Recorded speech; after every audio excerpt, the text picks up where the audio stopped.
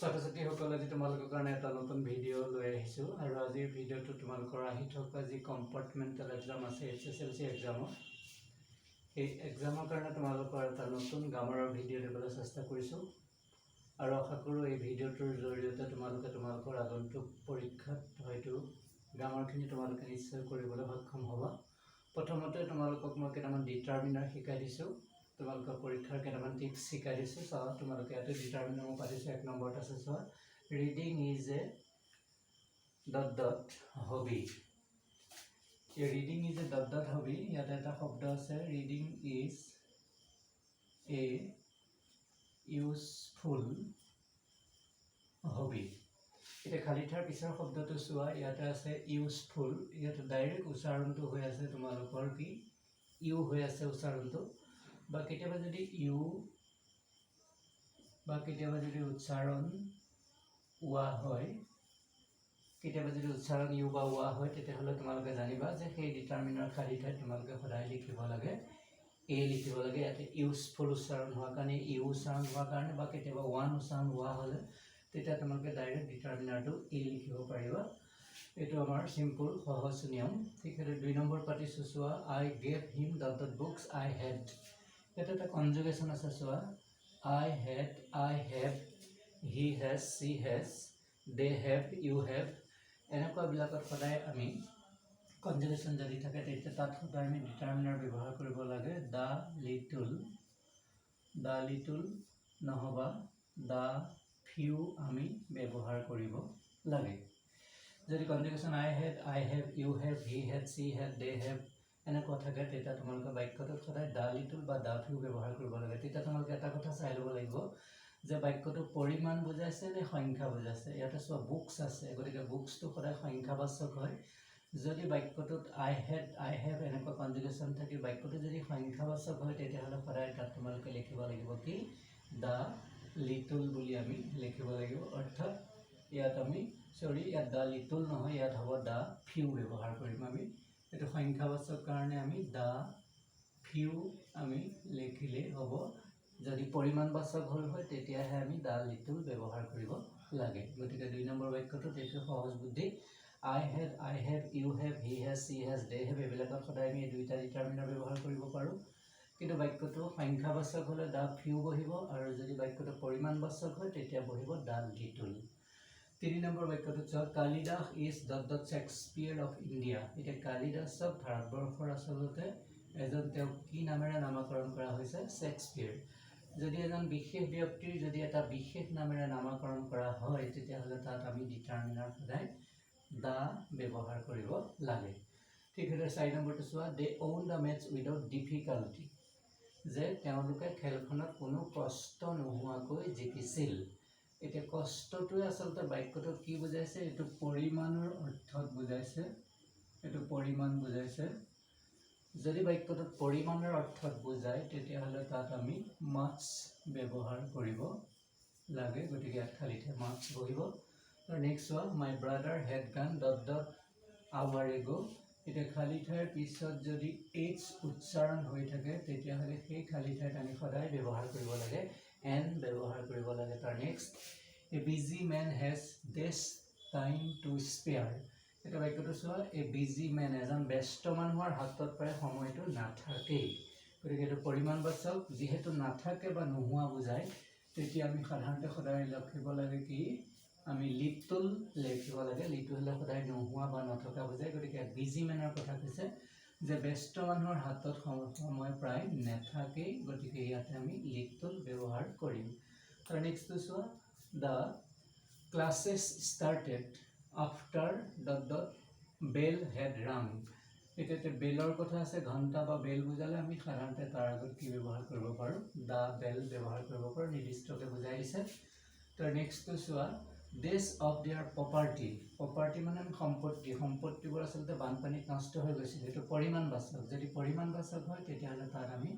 Marks ব্যৱহাৰ কৰিব লাগে। তাৰ নেক্সটটো চোৱা, ডেছ মেন আৰ ফ্ৰী ফ্ৰম ফলছ। ফলছটো সদায় দুখ বা খুঁত বুজায়, যে কোনো মানুহে দুখৰ পৰা মুক্ত হ'ব নোৱাৰে। গতিকে নোৱাৰে, নথকা এনেকুৱা অৰ্থ সদায় আমি লিটল বা ফিউ ব্যৱহাৰ কৰোঁ কিন্তু বাক্যটো এতিয়া সংখ্যাবাচক হৈ আছে মেন মানুহৰ কথা কৈছে এইটো সংখ্যাবাচক সেইকাৰণে ইয়াতে বহিব ফিউ ইয়াতে সদায় ফিউ ব্যৱহাৰ হ'ব তাৰ নেক্সটটো চোৱা how dot dot money do you need how লগত সদায় ডিটাৰমিনাৰ আমি জানো যে ইয়াতে মাছ ব্যৱহাৰ হয় how much money do you need তাৰ নেক্সট চোৱা is there dot dot coffee left in the pot এই বাক্যটো কি বোধক প্ৰশ্নবোধক বাক্যত জেনেৰেলি আমি কি ব্যৱহাৰ কৰোঁ এনি ব্যৱহাৰ কৰোঁ যদি বাক্যটো ৰিকুৱেষ্ট অৰ্থত ব্যৱহাৰ নহয় তেতিয়াহ'লে ডাইৰেক্ট আমি এনি ব্যৱহাৰ কৰিব পাৰোঁ তাৰ নেক্সট চোৱা আই ৱাজ অনলি পাছত আমি দুটা ডিটাৰমিনাৰ ব্যৱহাৰ কৰিব পাৰোঁ এটা হ'ল এ লিটল আৰু এটা হ'ল এ ফিউ এই দুইটাৰ আমি যিকোনো এটা ব্যৱহাৰ কৰিম বাক্যটোত কৈছে এনকাৰেজমেণ্ট ইয়াতে কিছুমান উৎসাহৰ কথা কৈছে উৎসাহ বুলি কওঁতে বাক্যটো আচলতে পৰিমাণবাচক হৈ আছে সেইকাৰণে আমি ইয়াতে এ লিটল ব্যৱহাৰ কৰিম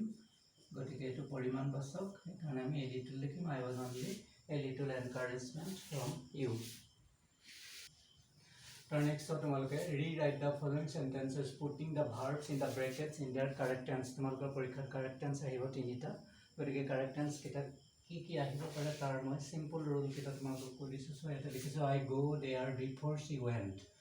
এইটো কাৰেক্ট টেন্স কৰোঁতে সদায় তোমালোকে চাই ল'বা যদি বিফৰ বা আফটাৰ এইটো এটা খণ্ড দুইটা খণ্ডৰ মাজত যদি বিফৰ বা আফটাৰ থাকে তেতিয়াহ'লে থাকি যদি যিকোনো এটা খণ্ডৰ ভাৰ্ব যদি চিম্পল পাষ্ট টেন্সত থাকে তেতিয়াহ'লে তোমালোকে সেই বাক্যটো আমি কৰিব লাগিব পাষ্ট পাৰফেক্ট টেন্সত আমি কাৰেক্ট কৰিম এইটো আমি পাষ্ট পাৰফেক্ট টেন্সত কাৰেক্ট কৰিম যদি কাৰেক্ট টেন্সত বিফৰ আফটাৰ থাকি দুইটা খণ্ডৰ মাজত এটা ভাৰ্ব যদি পাষ্ট টেন্সত থাকে তেতিয়াহ'লে আমি পাষ্ট পাৰফেক্ট টেন্সত আমি কৰিব লাগিব পাষ্ট পাৰফেক্ট টেন্সত বি ভাৰ্ব আছিল হেড আৰু প্লাছ ভাৰ্ব বৰ তেতিয়া আমি ভাৰ্বটো কোন ফৰ্মলৈ লৈ যাব লাগিব ভাৰ্বটো আমি থাৰ্ড ফৰ্মলৈ লৈ যাব লাগিব ইয়াতে হ'ল ছাবজেক্ট আই গতিকে ছাবজেক্টৰ পিছত বি ভাৰ্ব হৈছে হেড তাৰপিছত মেইন ভাৰ্বটো পাষ্ট পাৰ্টিচিপল ফৰ্মত নিওঁতে কি হৈ যাব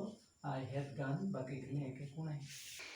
তাৰ নেক্সট 2 নম্বৰটো চোৱা 2 নম্বৰ কাৰেক্ট টেন্স ইয়াতে লিখিছোঁ when she came I write a letter ইয়াতে চাই লওঁ প্ৰথমতে বাক্যটো আৰম্ভ হৈছে কি শব্দ লগাই যে WH ৱৰ্ডৰ আৰম্ভ হৈছে when এতিয়া when শব্দৰে আৰম্ভ হৈ আমি দেখিছোঁ এটা ভাৰ্ব কোন টেন্সত আছে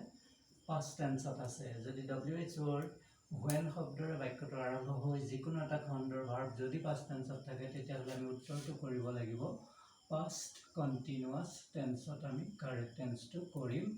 এটো হ'ব past continuous tense এটা past continuous tense আমাৰ বি ভাৰ্ব আছিল কেইটা দুটা এটা হ'ল was আৰু এটা হ'ল were আৰু continuous মানে আমি জানো ভাৰ্বৰ লগত আমি সদায় ing যোগ দিব লাগে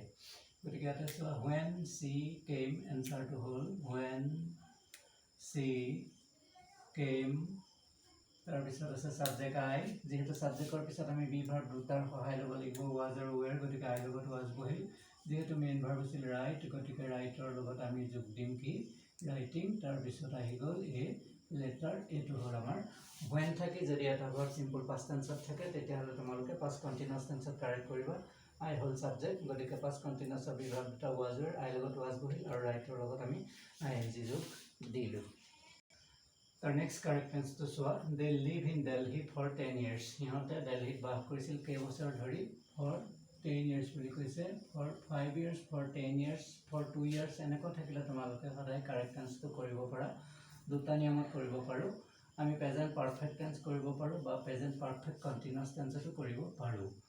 এটা for 10 years for 5 years থাকিলে আমি সাবজেক্টৰ পিছত have been বা has been ব্যৱহাৰ কৰিব পাৰো আমি দেৰ লগত সাধাৰণতে সদায় have been ব্যৱহাৰ কৰো আৰু কন্টিনিউয়াছ মানে ভাৰ্বৰ লগত আমি সদায় কি যোগ দিব পাৰো ing আমি যোগ দি পেলাই কাৰেক্ট টেন্সটো কৰিব পাৰো আৰু যদি আমি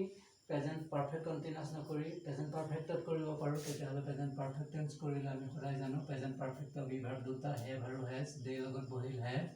আৰু যেহেতু প্ৰেজেন্ট পাৰফেক্টৰ ভাৰ্বটো পাষ্ট পাৰ্টিচিপল ফৰ্মত যায় গতিকে আমি দে হেভ লিভড কৰিব পাৰো বাকিখিনিকে গতিকে আমি দুটা টেন্সত কৰিব পাৰো for 10 years for 5 years থাকিলে have been has been লগাই ing যোগ কৰিব পাৰো নহবা have has লগাই ভাৰ্বৰ পাষ্ট পাৰ্টিচিপল ফৰ্ম কৰিব পাৰো তাৰ next so he stay here until you return যদি কাৰেক্ট টেন্সৰ বাক্যত সোৱা until শব্দ থাকে তেতিয়াহ'লে তোমালোকে ফিউচাৰ ইনডিফিনাইট টেন্সত আমি কৰিব পাৰো এটো ফিউচাৰ ইনডিফিনাইট টেন্সৰ বি ভাৰ্ব আছিল কেটা দুটা এটা হল shall এটা হল will গতিকে এটা সাবজেক্ট হল হি আমি হি লগত কনজুগেশন সাধাৰণতে কি কৰো will আৰু ফিউচাৰ ইনডিফিনাইট টেন্সত সদায় বেকেটৰ ভাৰ্বটো আমি প্ৰেজেন্ট টেন্সতে ৰাখিব লাগে বাকিখিনি একে এনসাৰ হল আমাৰ will stay গতিকে until থাকিলে ফিউচাৰ ইনডিফিনাইট কৰিব ফিউচাৰ ইনডিফিনাইটৰ বিভাগ দুটা shall আৰু will আৰু shall will লগালে তেতিয়া বেকেটৰ ভাৰ্বটো প্ৰেজেন্ট টেন্সতে ৰাখিব লাগে হি লগত will stay থাকি গল তাৰ নেক্সট লৈছো he go to school on foot আমি বাক্যটো পঢ়িছতে গম পাইছো যে হি সদায় স্কুললৈ যায় অন ফুট মানে আমি জানো খোজকাঢ়ি গতিকে হি সদায় স্কুললৈ খোজকাঢ়ি যায় এনেকুৱা অৰ্থ প্ৰকাশ কৰিছে যে হি স্কুললৈ সদায় যায় খোজকাঢ়ি গতিকে বাক্যটো এইটো হ'ল প্ৰেজেন্ট ইনডিফিনাইট টেন্স অৰ্থাৎ বাক্যটো হেবিচুৱেল অৰ্থাৎ এটা অভ্যাসগত হিচাপে ব্যৱহাৰ হৈছে গতিকে এনেকুৱা বাক্যবিলাকত বেকেটৰ ভাৰ্বটো আমি প্ৰেজেন্ট টেন্সতে ৰাখিব লাগে কিন্তু সাবজেক্টটো যেহেতু হি বা সি থাৰ্ড পাৰসন হৈ আছে গতিকে আমি ভাৰ্বৰ লগত es লগাই দিলো আৰু বাকিখিনি একে তাৰ next so the train arrive before we reach the station ইয়াতো সো কাৰেক্ট আনসাৰ বিফৰ আছে মই কৈছো যে বিফৰ আৰু আফটাৰ যদি দুইটা খণ্ডৰ মাজত ব্যৱহাৰ হৈ থাকে থাকি পেলাই যদি যিকোনো এটা ভাৰ্ব যদি সিম্পল পাস্ট টেন্সত থাকে এটো পাস্ট টেন্স আছে সো বিফৰ আফটাৰ থাকে যদি যিকোনো এটা খণ্ডৰ ভাৰ্ব পাস্ট টেন্সত থাকে তেতিয়া হলে আমি আনটো খণ্ড সদায় কৰিব লাগে পাস্ট পাৰফেক্ট টেন্স আমি কৈছো মই ইতিমধ্যে যে পাস্ট পাৰফেক্ট টেন্সৰ বি ভাৰ্ব এটাই আছিল সেইটো হল কি হেড পাস্ট পাৰফেক্ট টেন্স কৰিছো এটো পাস্ট পাৰফেক্ট টেন্সৰ বি ভাৰ্ব হেড আৰু হেড লগালে যেটো বেকেটৰ ভাৰ্ব এই বেকেটৰ ভাৰ্বটো আমি সদায় পাস্ট পাৰ্টিসিপল ফৰ্মত আমি